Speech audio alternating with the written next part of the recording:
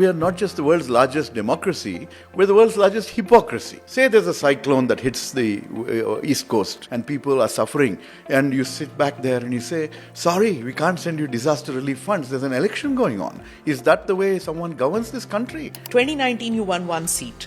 That's it. How many do you expect this time? 20 plus. This time, there is no sign of a Modi wave. You've been in Rajya Sabha, so why Lok Sabha? Democracy is in danger. The savior for democracy in India is Rahul Gandhi. The savior for democracy is the India Alliance. The India Alliance, where is it? It's vaporized. If it had been managed better, I think the psychological impact could have been even stronger. You've been selected out here because you're a Vokkaliga. I'm a complete package. Shobha has an ED case against her, 44 crore money laundering case. Anywhere else, when there's an ED case against someone, you ask them to resign. Your deputy chief minister has several charges. He's not resigned. No. He was... The Congress used to be centre-right, has moved from centre-right, centre-left to extreme left. Is that not true? Not extreme left at all. Bharata Jananiya Tanujate Jaya He Karnataka Mate. When we sing victory to Mother Karnataka, we also say she's the daughter of Mother India. Then why is it that one of your colleagues had to take permission when he said Bharat Mata Ki Jai? I don't know where this incident took place. Is it a perception battle that you're doing, or do you really believe that it is a crony capitalistic government? The crony capitalists have done very well. And essentially, they've been keeping the government going, the ruling party going through electoral bonds. What is the solution? Bags of cash is not the solution. Bags of cash is not the solution. I've suggested solutions like a national election fund. And how is it disbursed then? Let's figure out a way. The point is, I don't have every solution figured out. Suppose I am a voter. I don't like the BJP. What are you offering as a solution? Now when I ask you about electoral bonds, right? You criticize them. What are you offering? Okay, we have to think about it. No. I've given you a concrete proposal for a national election fund.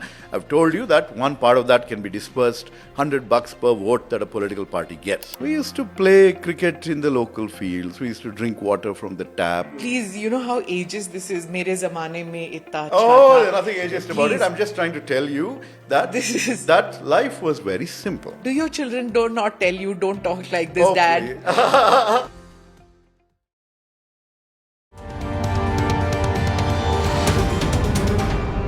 Namaste, Jai Hind. You're watching or listening to another edition of the ANI podcast with Smita Prakash.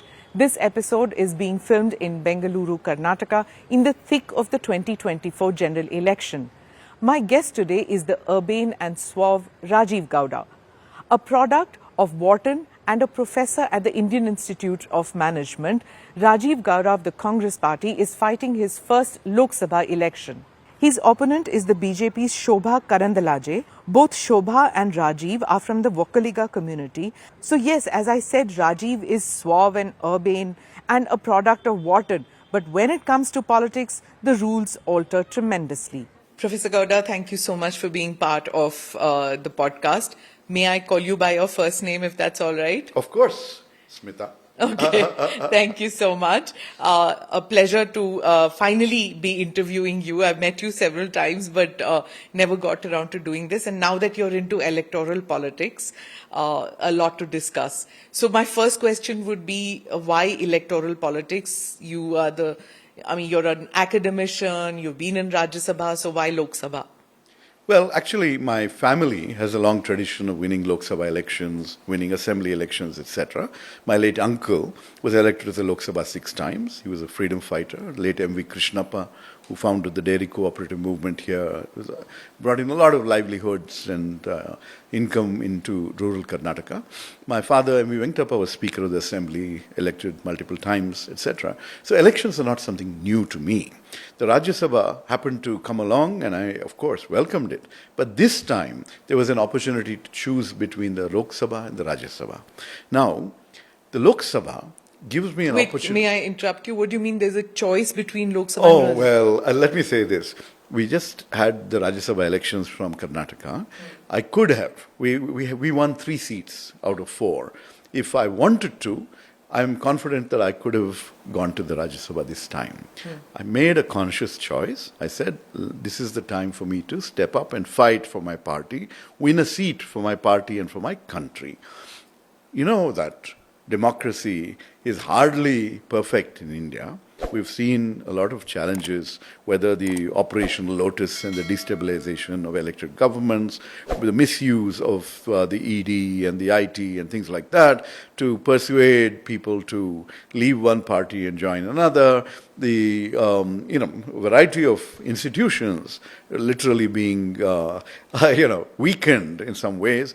These all make me feel that, frankly, democracy is in danger. And therefore, someone who is inspired by the freedom movement, by my family's record there, I have to also step up and fight from the front. And I think that I can win this seat for the Congress because the Congress party has given these guarantees and created a foundation of votes for us. But beyond that, to win a seat like Bangalore North, which has favored the BJP the last four times, we must put up a candidate who can get BJP voters to switch. And I'm that candidate. Right. Let me get to the democracy in danger part. So the savior for democracy in India is Rahul Gandhi? The savior for democracy is the India Alliance. All of us, everyone. Actually, the savior for India's democracy will be the Indian voter.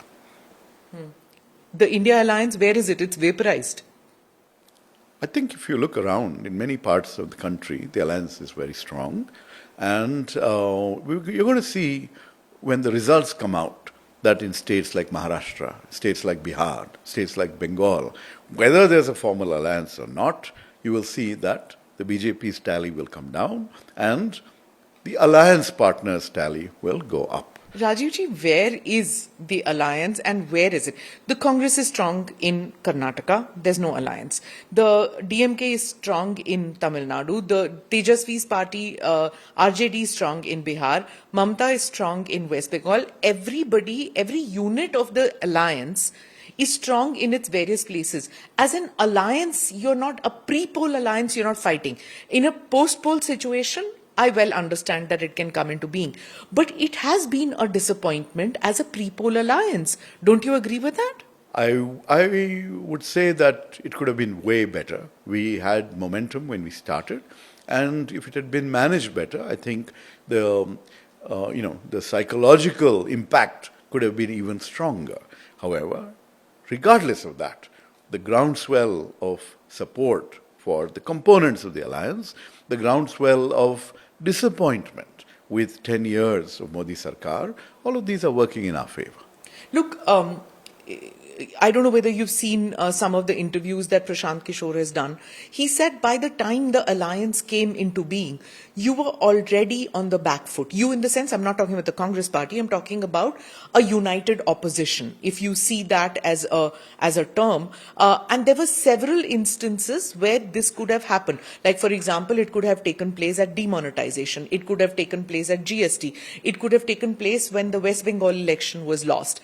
The momentum of when the BJP slides, that momentum has not been taken advantage of by the India Alliance. And who should have done that in the India Alliance? The largest grouping. And the largest grouping continues to be the Congress. So you guys didn't take on the opposition head on. I mean, you didn't take the BJP head on. You didn't take leadership of the India Alliance.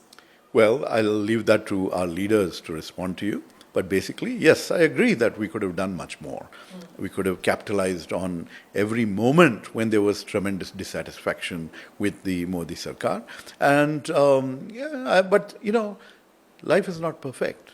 But the results will show you that regardless of how the India Alliance has performed or anticipated and come together, etc., the people are still going to give us a chance this time. You know why I'm asking you this? Because the aggression that the Congress unit in Karnataka shows in fighting, in being political, and as a unit, I'm not saying that there are no cracks within the party. In spite of that, it somehow papers those cracks and fights the opposition in Karnataka. It really does a good job in Karnataka. That kind of stuff you don't see elsewhere. That's why I'm asking you, because You just saw it in Telangana. You Smita. have a problem of plenty in this state, frankly, as far as Karnataka is concerned. Karnataka Congress. Yes, we saw in Telangana, but that's because of a single man who took charge. Not so in Karnataka. In Karnataka, you guys fight like a group, even though you have so many different personalities, which is why I ask as to why you didn't take leadership of the India Alliance. I will ask you, as I asked DK Shivkumar, whenever any of you are willing to come on my show, I ask you because I wouldn't ask that of anybody else but a Karnataka Congress person. See, the Karnataka Congress fights elections like a very, very smooth, well-oiled machine. During the last assembly election, as you said, the political competition is a reality. Yeah. There are different people vying for the top position, but every one of us was very, very disciplined, and we fought to ensure that our message, our positive message reaches the people, the negativity against the BJP is amplified, and that we come to office in a manner that will prevent us from being vulnerable to destabilization. And that's exactly what happened. We're fighting in a similar manner this time for the Lok Sabha elections. We're confident we're going to win a lot more seats. I do think that the India Alliance story, as you mentioned, could have been much better, but look, there's an election coming up. We're going to fight it. We're going to win it. That's all there is to say. In 2019, you fought very well. In spite of that, there was just one seat that you won. Even though you put up a good fight, it was just one. When it came to the yatras, Rahul Gandhi's yatra, again, very, very united. You had Rahul Gandhi running, holding one hand Siddaramaiah, one hand DK Shivkumar. Again, even though the two of them were, walking with their eyes on the other direction, in spite of that, he put together that show. So basically, a good show every time. 2019, you won one seat. That's it. How many do you expect this time? 20 plus. Very simply, you have a situation in Karnataka where the people have been disgusted with the BJP. The anger against the state BJP government, the 40% commission government, the one that focused not on development but only on hijab and halal and divisive, polarizing issues, people are just disgusted with them. That disgust is not gone away. Our party has put in place the right set of candidates, a whole series of positive, social safety net measures that have got people saying, look, this government under Siddaramaiah and Shivkumar, in 10 months, has done so much for us to alleviate the pain that we've suffered over 10 years under the BJP nationally. So, what happened in 2019, like what happened in 2014, is because of some other factor, what's often called the Modi wave, right? This time, there is no sign of a Modi wave. What we have instead is people questioning. If you noticed, the BJP has changed many of its candidates. Why? Because they are sensing anti-incumbency. Many of the MPs who were elected by 25 were elected out of 28 from Karnataka last time. They've all been, practically dummies. They've never spoken in Parliament about Karnataka and its challenges. They've never spoken about the injustice being done to Karnataka by the central government. So people are saying, look, enough. We don't want these kinds of people who do not represent us. Even today, they're still campaigning, saying, don't vote for us, vote for Modi. What's the point? We need people who will develop our constituencies, who will mingle with the people and share their pain and alleviate that pain. We need people who will look at what Karnataka's interests are. And regardless of party loyalty, when it comes to, this is something I must tell you, when I was an MP also, we would say in Kannada, when it comes to Nela, Jala, Bhashe, our land, our language, our water, we are all united across party lines. But this time, when we pointed out that the central government is continuously meting out injustice to Karnataka, we invited them to join us in Jantar Mantar for our state representatives' protest. None of them showed up. Why? They have no concern for our state. They have no concern for our financial security. And it's not just that. One of the requests that we made to the central government is about drought relief funds, right? 224 out of 240 taluks are reeling under drought. And the finance minister says, oh, there's a code of conduct, so people cannot be given the kind of, the kind of funds that they absolutely is their right at a crucial time, right? And then, other finance commission's recommendation, she gives some excuse about interim reports when it was actually a final report. There's a budget announcements about the Upper Bhadra project. No funds have transpired. Similarly, for the peripheral ring road, when it comes to the Mekedatu reservoir that we want to use to help address Bangalore's drinking water problem, we are not seeing support from the central government. We haven't yet got environmental clearance. So when we put all these things together, we wonder what sins have we committed, the people of Karnataka, for us to be treated in this particular manner. And this time, there is anger on the ground because of this. People are saying, we don't have to tell them the complexities of, finance commission recommendations and what they mean. Basically, that message has gone through to people very simply. Injustice is being done to Karnataka by the central BJP government. Our MPs, who are 25 of them, are 25 BJP MPs, have not stood up and protested. It's time for them to go. It's time to elect people who have the courage, the capacity, the capability, the knowledge to stand up in Parliament and fight for the interests of our people. And that's the sentiment that is, if you're looking for a wave, that's part of the wave in favor of the Congress. Right. A couple of points which I'll pick up from your answer. One, when you talk about the candidate, let me talk about the drought relief first, before I come to the candidates who are being juggled, which you said. If on the drought relief package, Amit Shah had spoken, and he said that your party knew that when you came to power that there is drought, and by the time you petitioned, by the time you sent in the requests and all, the code of conduct had already come into place, because of which it's lying with the EC and they can't release funds. I think, if you want me to call this by what it is, it's an untruth. Okay, there are harsher words for that. And if anyone is suffering, say there's a cyclone that hits the East Coast, or the West Coast, whatever, and people are suffering, and you sit back there and you say, sorry, we can't send you disaster relief funds, there's an election going on. Is that the way someone governs this country? Okay, now think about that. What kind of an excuse is that? There is no code of conduct which governs this kind of emergency measure. That is not true at all. And we have applied for it a long time ago, well in time, for some reason which I cannot fathom.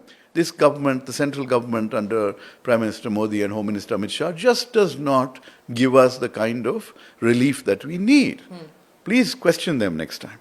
Okay, the other thing that you brought up is about the candidates, that they have been unsuccessful, the BJP MPs, they have been unsuccessful, and hence the juggling which has happened. Clearly, you're pointing out to your opponent who's fighting, Shobha. She has been moved from South Karnataka and now she's fighting the election here. But in spite of all your educational degrees, your work, your IIM and your Wharton and everything, you've been selected out here because you're a Vokkaliga, she's a Vokkaliga. Is that not true? Is that not caste? You know what? Vokkaliga is just one dimension of who I am. All these other things that you mentioned, along with my track record of delivery, of conceptualizing developmental agendas, thinking about ways to transform the city and its future, to improving the quality of life of our people. All those factor in when a party chooses a candidate, right? I'm a complete package. I don't know what my opponent is, but what I can tell you is that, she's had multiple opportunities. Unfortunately, what she faced in Udupi Chikmagalur were slogans saying, "Go back, Shobha," from BJP workers themselves, right? So we're sitting here and saying, wow, this is, there's so much anger and hostility. And then what do? They send her here. Why? What has Bangalore not done to deserve someone who has not delivered, right? And there's a larger story that has just not caught the attention that it deserves. You know that Shobha has an ED case against her, 44 crore money laundering case, that she is herself fighting the union government. And then a few years later, she becomes a part of the union government as a minister. Okay? Anywhere else, when there's an ED case against someone, you ask them to resign. That's what happens to various chief ministers who are, facing charges, right? Here, your deputy chief minister has several charges. He's not resigned. No. He was arrested and he has come out and now he's fighting those cases. But I'm pointing out that when the Prime Minister says, na khaunga, na khane dunga, when he talks about being above corruption and things like that, I mean, of course, the electoral bond story has revealed the truth about what you might call the extortion racket that it was, right? But fundamentally, how can you take someone into your ministry who's facing 44 crore money laundering charge, who has now the capacity to fix the evidence and close the case, etc., etc. That's not how the rule of law operates. That's not how democracy should function. And certainly, that's not in the best interest of parliamentary tradition. And so it's important that people understand that, for whatever reason, Shobha has been made a minister and she continues to be there while she's fighting cases against her own government. You say that your constituents know because you've been conceptualizing. That's conceptualizing and actually being on the ground is two different things. You've been a backroom boy for the Congress party for a long time. You are the think tank element of the Congress party. But when it comes to real politics, people need to see, right, what you have done. To say that I worked on something is something people don't understand. At least that's what I feel. Okay. Conceptualized and delivered. Let me complete that. So let me just give you one instance, right? Or maybe two or three, if you permit me. Sure. So now we recently saw the completion of a metro line in Bengaluru. And my argument was, I was vice chairman of the planning commission here, and my argument was, okay, this is the time to make a mega push for public transport. So how do you get people to and fro from the metro, right? We don't have first and last mile connectivity. Only people who are within 5-10 minutes walking distance use the metro. So I said, no, we've got to launch metro feeder buses. And it's not rocket science, but nobody wanted to do it. I got a variety of agencies together and hammered away and then made sure that they were launched. They've been a tremendous success. And now, across the city, wherever the metro is, there are metro feeder buses that have been launched. So you're expanding the reach, right? That's one example of not just conceptualizing, but driving it into action. There's another one that I want to mention to you, which is interesting in a different way. When I was a Rajya Sabha MP, I was on the board of NIMHANS, the National Institute of Mental Health and Neurosciences.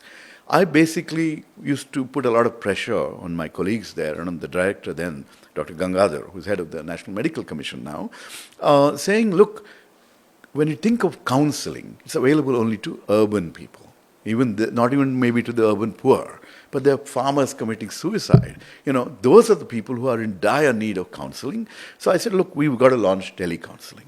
And so I pushed that through. And they kept improving it every year. My term ended and I moved away. But a few months ago when I called Dr. Gangadhar and congratulated him on his appointment as head of the National Medical Commission, I said, thank you so much for implementing that program that was so dear to my heart. I want to save some farmers from committing suicide.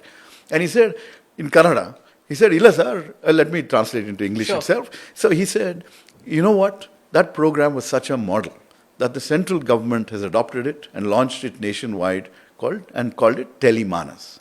And he said, that's your contribution. Okay. But Rajivji, how do you tell this to your constituents?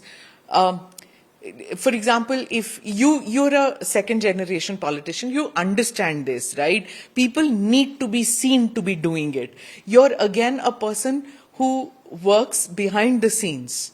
You know what? I am a person who takes up a responsibility and delivers. I don't try and poke my nose everywhere. I have a very big nose, but it's kept in its place.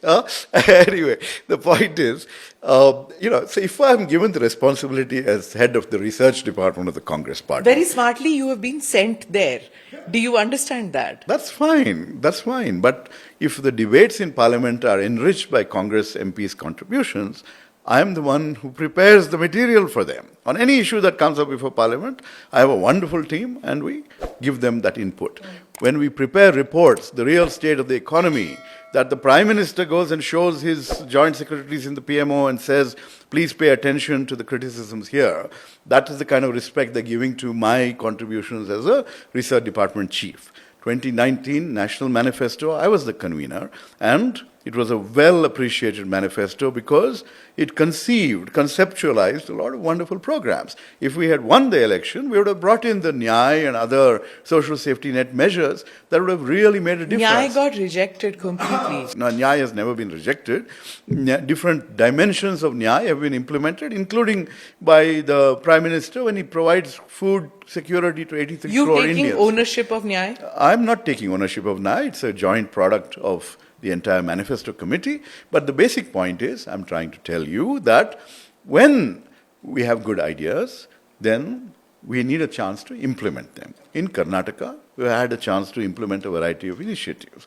Like now, when I get a chance to represent a constituency directly, in the course of this election, riding on two-wheelers, I'm able to see what kinds of infrastructural challenges exist, what kinds of measures we need to bring in to address the water crisis, what do we need to do about climate-resilient growth, how do we preserve our lakes and our greenery, enhance it, in fact. All this, because, I don't know how you live in Delhi between November and March. Okay? Yeah. It's so polluted, right? We can't afford that. Here, we've got to prevent Bengaluru going down that path. But when I see your traffic, I thank God that I don't live in this city, frankly. I mean, I always used to say that I would tweet about it also, give me your weather, Bangalore, and take my politicians. Now I would say, give me your weather and take my pollution, I would say, So, No, thank you. We can have our weather, of course, but certainly. But let me come back to this when you were talking about your, the knowledge that you bring because of your education and because of you conceptualizing. The CM said about you, Siddaramaiah ji, said that you have good knowledge and populist ideology. I want to know what he meant by saying populist ideology. I think what he means is that my heart is in the right place. When it comes to people who have fallen behind, right? See, from post-independence, post-liberalization, we've seen tremendous amount of growth in this country. Many of us, you and I, have benefited from this growth. Our lives have transformed. I'm telling you that when I'm 60 now, but when I was a kid growing up in Bengaluru North, in Malleshwaram, we used to play cricket in the local fields. We used to drink water from the tap. Nowadays you have to... Please, you know how ageist this is? Mere zamane mein itta Oh, there's nothing ageist about it. I'm just trying to tell you that that life was very simple. Okay. After, one second. After high school, the first thing we did was go and learn how to type in typing class. It was a very different era. But do your children not tell you, don't talk like this, Dad? Do they not tell you that? No. They are forced to listen. Stop, please. No. Don't tell me about the good old days of yesteryears. No. You're diverting from what I'm trying to tell you, Smita. What I'm trying to tell you was that life was simple. And then numerous opportunities came along. You and I have benefited from those opportunities. Exactly. And as a result, the world is our playground in some ways, right? That's how it is, and that's how it should be. But at the same time, there are crores and crores of Indians who haven't had the education, who don't have the health care, whose capabilities are not flowering, and we need to, as a government, pay attention to them. Okay, that makes sense. That's what Siddaramaiah is saying. That's where my heart is, and that's what populist concern or whatever the words he used, that's what that means. Earlier you had talked about that, when the BJP was in power, they concentrated only on halal and hijab and those kind of issues. Now, they make the accusation towards your Congress government in this state that ever since you have come to power, which is barely a year, you're seeing the Rameshwaram blast which has happened. You are seeing a place in Mandya, I think, if I'm not mistaken, where the saffron flag was pulled down. You are seeing... May I correct you on that? The saffron flag has no place on a government institutional building. That's what they tried to do. Okay. And that's not appropriate. Okay? You can put up your saffron flag anywhere you want, but it should not be flying from Rashtrapati Bhavan, And then from there was that Parliament House. incident of that shopkeeper who was playing devotional songs and he was beaten up because you can't have the Hanuman Chalisa on a loudspeaker or loudly, not even loudspeaker. He said it was loud. So basically the charge against your government is that it's anti-majoritarian. You might of course say that these are anecdotal cases and not, there's no trend. Sure. But how do you deal with this kind of a charge against your party, which is being made in many states, in fact, that it is the temple visits and all that is being done by your party leadership is only election related. Otherwise, you don't want to be part of the majoritarian religion. I'm a practicing Hindu, all right? And in my village, the old Chaudeshwari temple has been deteriorating. My family, my cousins, all of us have come together to rebuild it. Okay? We're not making a big song and dance about this. All right? Similarly, most of us in the Congress party are regular practicing, co-religionists of the majority religion. Right? We're proud Hindus, actually. But that does not mean that we make that our political agenda. For us, devotion is in my devramane, in my, in the sanctum sanctorum where I worship the gods in my own home, right? And I don't see the need to take it out into the streets to misuse the religion for political purposes. Taking it out on the streets is misuse? When you take it out in the streets and try to, harass somebody else, when you try to use it to create communal violence, you're misusing a wonderful religion, which if you listen to Swami Vivekananda's discourses, you will hear, you fully understand how truly secular and all-embracing our religion is. Hinduism has never been restricted to Devramane, because if you are from Karnataka, I know. There have been chariot, of course, there have been car. Yes, which madam, have been taken. I know we have our temple festivals. Exactly. And I'll tell you something more. In our part of the country, which is very dry. Your parents must have taken you. Let me finish. Let me finish. Just like nowadays. You would have seen Bhutakola. You would have seen all these things which are very much a part of community So that's what I'm trying to say. There are community celebrations. But those community celebrations are not aimed at harassing somebody else. I get that. Not aggressive. But street is not meant for... worship is never restricted to just Devramane. I agree. That's what I'm trying to get. I agree. Rest, fine. That's fine. But if you come to our part, Southeast Karnataka, the dry regions where I come from, for us, when the village tank overflows, Kerekodi Hodaga, it's such an opportunity for celebration because it happens rarely and it means continuous harvest for a year or two. So we get... And a harvest festival. Yes. You go and pray at the Kere. Yeah, and then there is also a tradition of animal sacrifice, all kinds of very diverse practices. Just like your Bhuta worship, spirit worship. Animistic worship is part of Hindu culture. Absolutely. And very much a part of even the Kolar area that we are talking about right now. Yes, right? Yes, indeed. Agree? Anyway, but coming back, we don't turn this into an opportunity to beat up somebody else. That I think is the problem. That I totally get. Okay. Second, what does the BJP gain, by only emphasizing these issues? What they gain is diversion and polarization and votes, right? If they had a development track record to talk of, they would need to resort to this. Because they don't have that, this is all they do.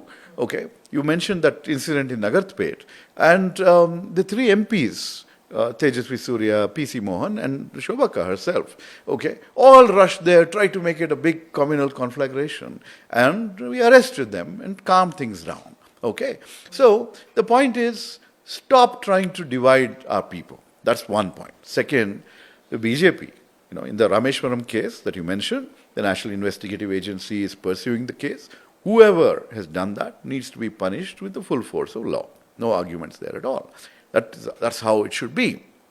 But every time we come to power, the BJP tries to create more and more communal incidents. Then they say, look, when the Congress comes, this happens.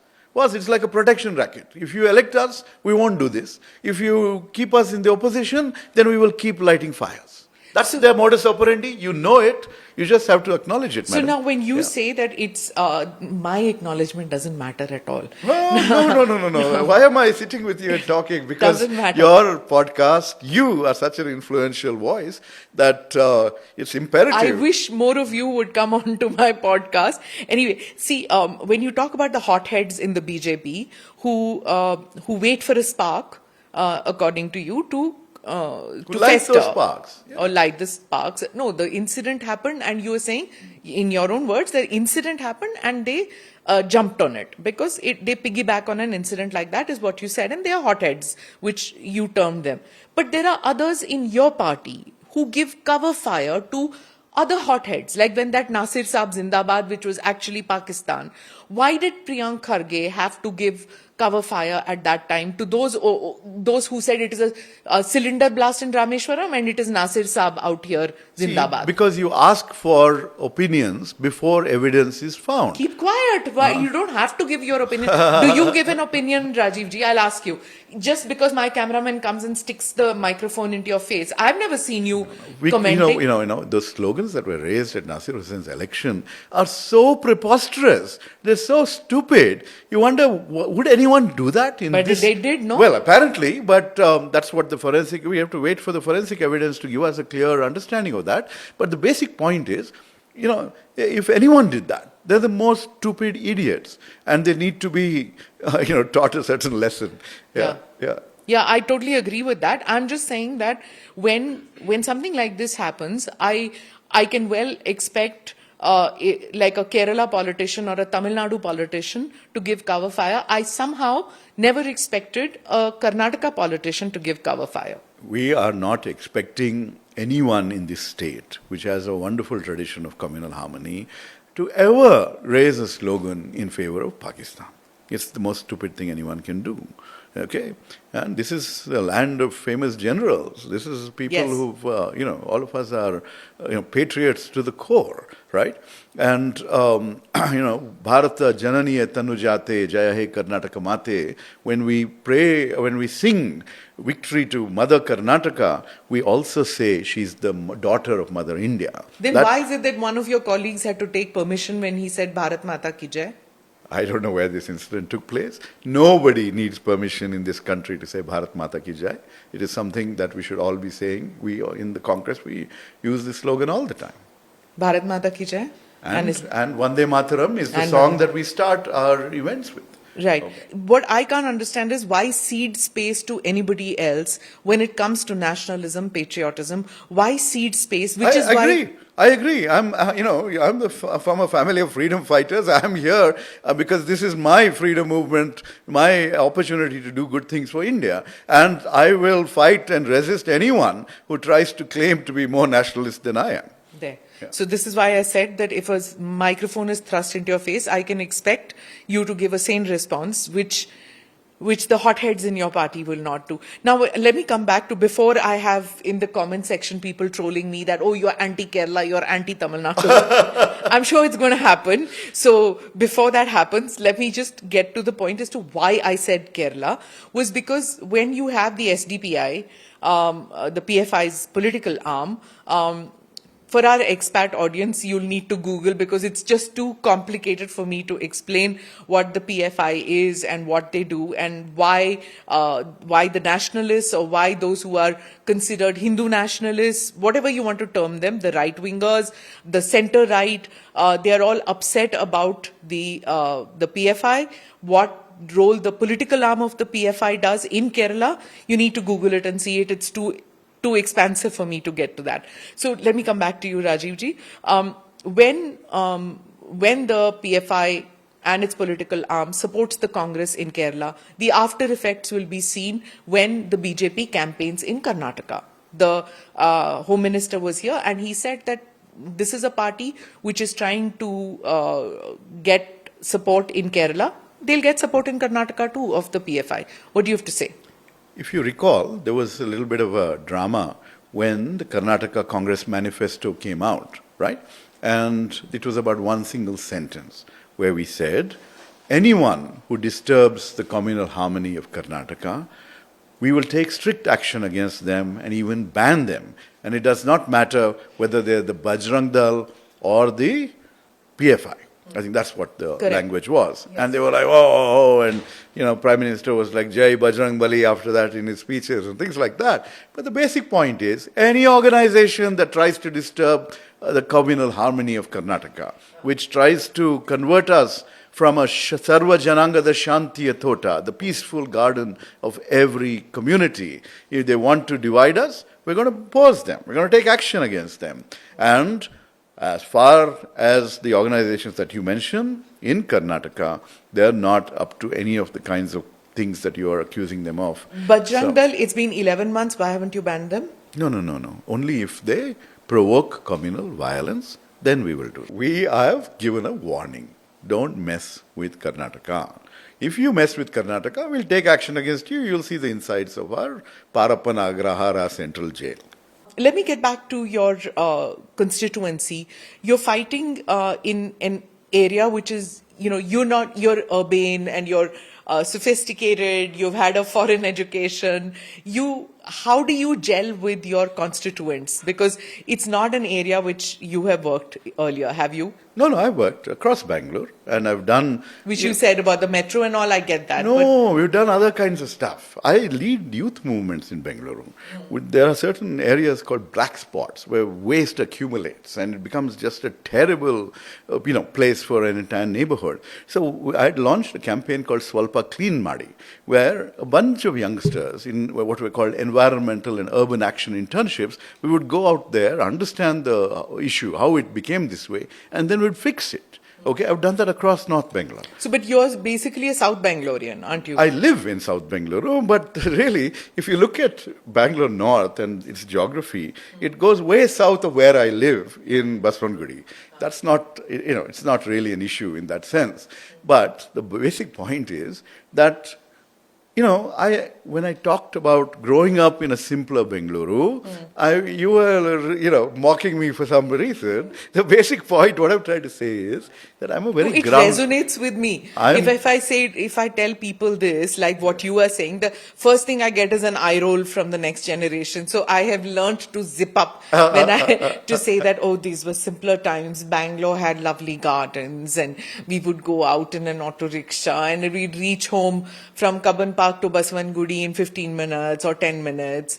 If I say something like that, I get an eye roll.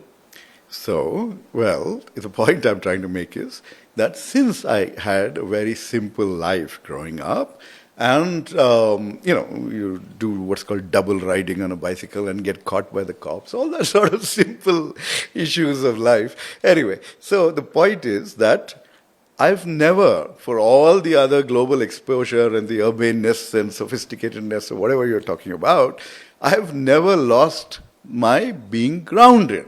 And if you now look at the slogan that resonates and reverberates at my political rallies, people are using a slogan called Rajiva Nammava, which means... Our Rajiv. Rajiv is ours. Who is Rajiv? He is ours. That is the slogan that they keep shouting. Is it something that they picked up when Rajeev Gandhi was Prime Minister? No. This is... Or is it a new slogan? It's a new slogan because, for Rajeev Gandhi, they would not say Rajiva. Rajiva, mane hudga, that's what you would call your son, your pal, the boy who's growing up in your home. So there's a certain familiarity and affection, because I'm one of them. They are my extended family. So it's not an issue, really. And so this, there's never a sense that there's a disconnect, right? If at all, people are proud that one of them has achieved something, is capable of going to Delhi and speaking in English, by the way.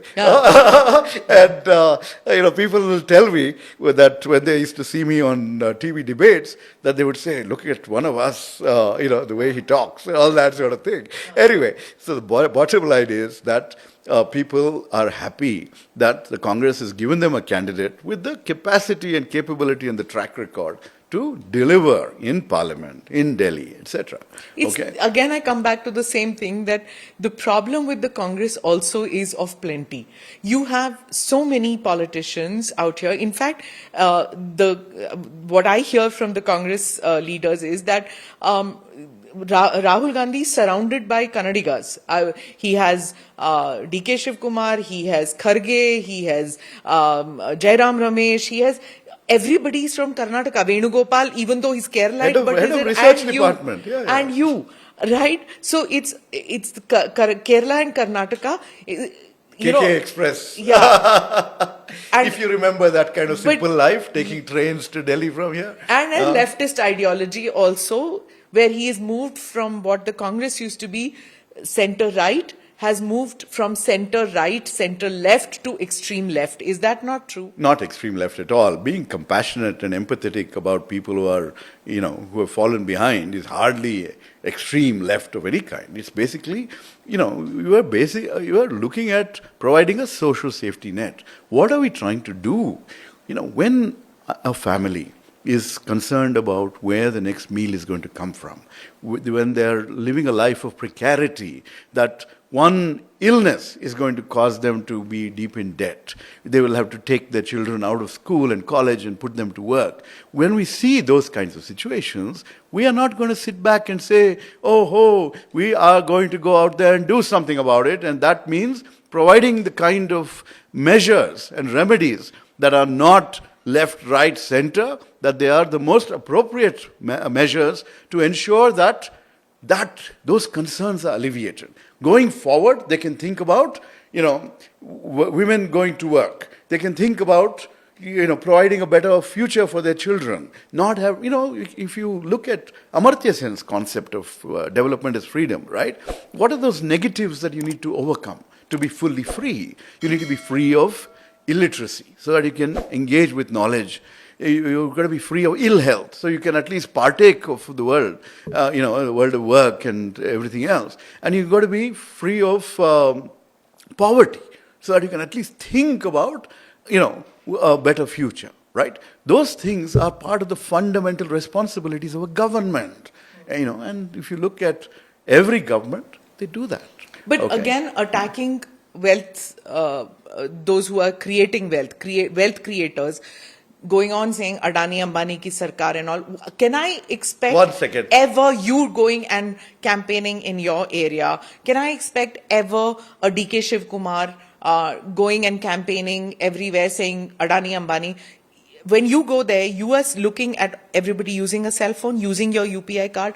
I don't see you ever talking like that. But this is the dissonance between a Rahul Gandhi and Team Rahul Gandhi, which is really closeted, and the rest of the Congress. There's so much difference between all of you. I don't know where you get all this from, but the basic point Watching is, you guys. when you think about wealth creation, Bengaluru, this is a city where we celebrate innovation and wealth creation. Exactly. We have more unicorns here amongst the startup community than the rest of India put together. So wealth creation is not the issue. Wealth creation by manipulating the government, by misusing your access to power, that is what we don't want. That we call crony capitalism. So when he takes certain names, those names are associated with crony capitalism. We want a level playing field for business. We don't want the government playing favorites with one group or the other. And we don't want the agencies being misused so that someone sells their airport to somebody else at a rock bottom price. Okay, all those are happening right in front of your eyes, and you know that that's not the way a free market should operate. You were in Parliament and you saw what happened with the second term of Dr. Manmohan Singh, the crony capitalism and the corruption. Which one of those cases was proved? 1 minute. What happened? Prime Minister Dr. Manmohan Singh himself said that it was the perception which led him for his government to fall. The last press conference that he did, he said that perception went out. India Against Corruption was that entire movement had convinced the entire country that Dr. Manmohan Singh's second term was just corruption, and he was blinded towards it.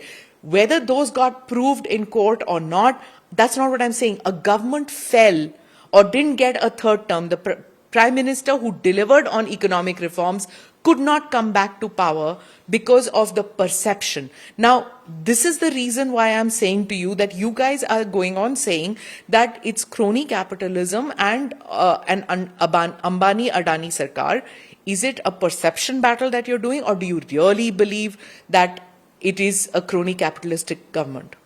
See, if you look at who has benefited under this government for reasons other than pure market capabilities, that I think would answer your question, right?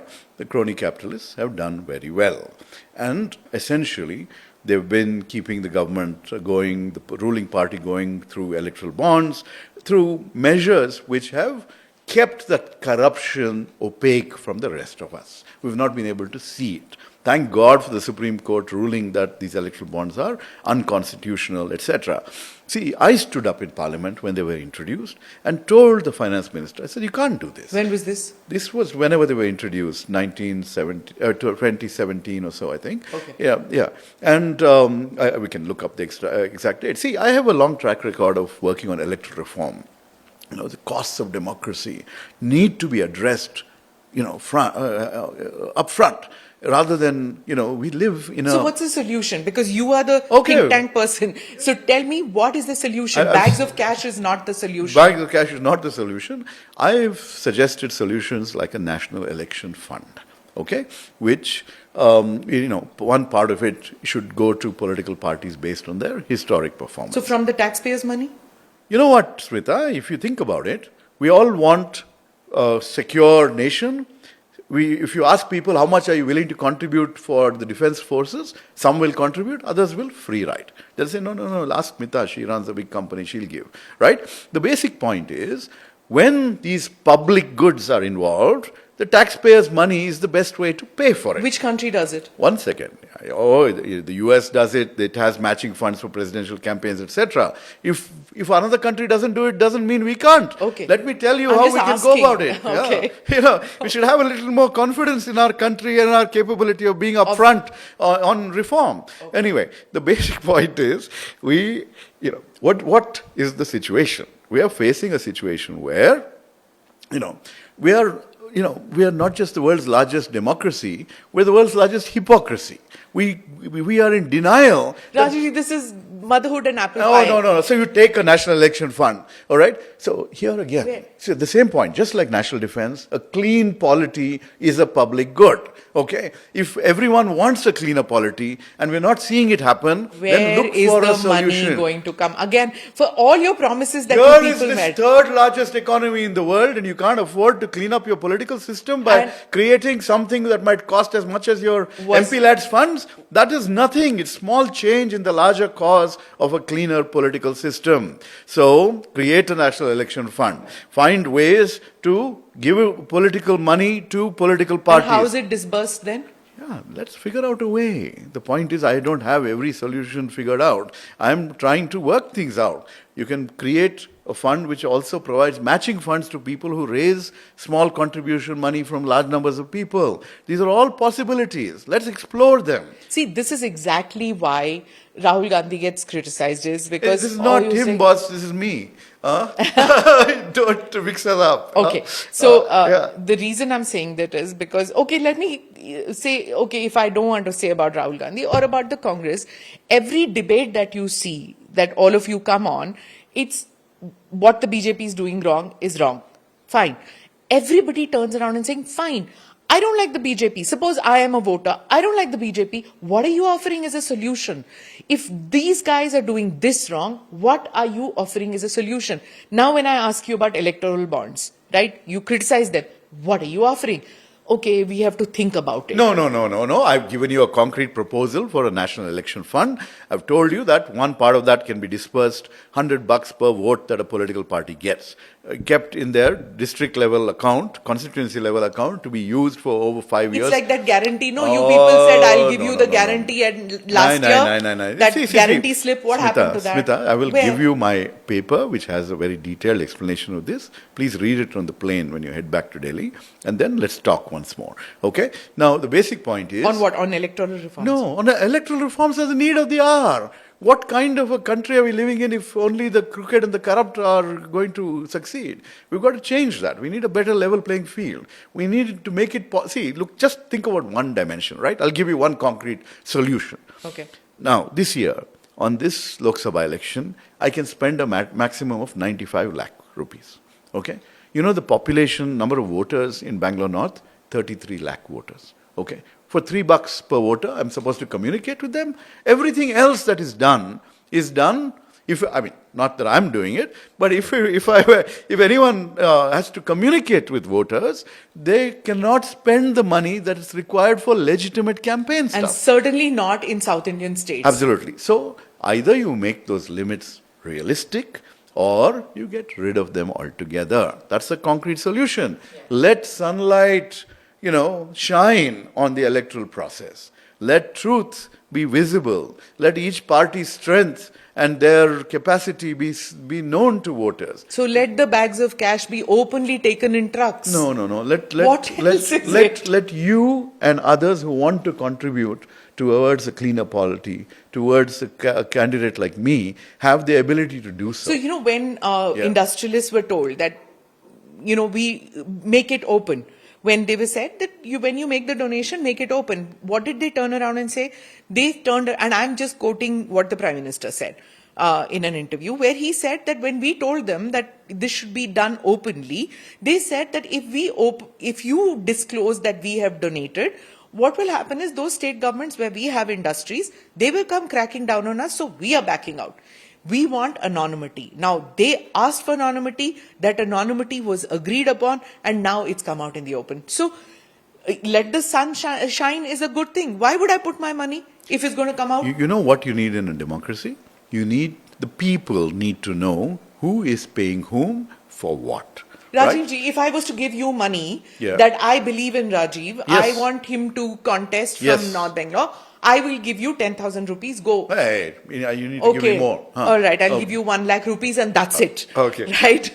I give you 1 lakh rupees, my name comes out there. You think that the government, suppose there is a Congress government out here, he'll let my reporter function here? No chance. I'm with the Congress. They'd be very happy. If there's a BJP government here, you think he'll let my reporter function out here? If my name comes out that I have given 1 lakh rupees to Rajeev Gowda? We need to change the culture then, because there's no reason for anyone who contributes, contribute a little to them also then. That's all, little balancing.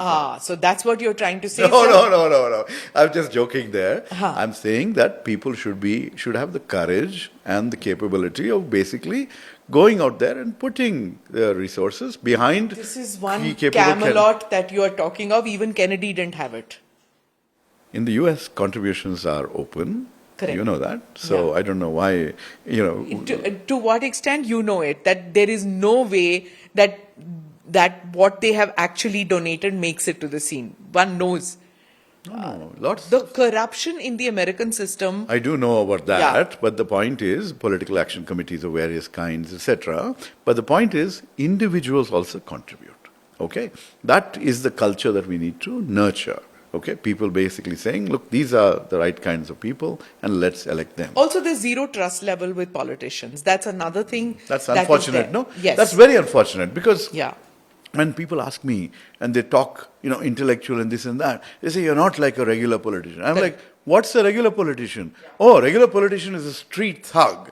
Okay, well, I can get on the streets and protest against the Ram Sena's attacks on women, but I'm not a street thug. Okay, I will go on the streets when I need to, but I'm not going to go and beat you up for no reason, right? To extort from you and things like that. But if that's your idea of what a politician is, then there's something seriously flawed in what's going on in our democracy, right? That's the challenge. So hopefully more professionals like you and Dr. Manjunath, who I just interviewed, I hope more professionals get into politics and get into the parliament. It takes a tremendous amount of tenacity and resilience and the ability to deal with the craziness of the political environment. It's not exactly a pure professional kind of environment.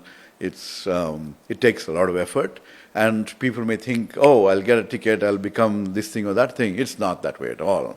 Okay, it is a very, very rude exposure to some complicated dimensions of human motivations and behavior. Yes. Well, all the best to you, and hope to see you in Parliament soon. Thank you, Smita. I'll see you. I'll give you a call when I get there. Right. Okay, thanks. Thank you for watching or listening to this edition of the ANI podcast with Smita Prakash. Do click on the subscribe button. Namaste. Jai Hind.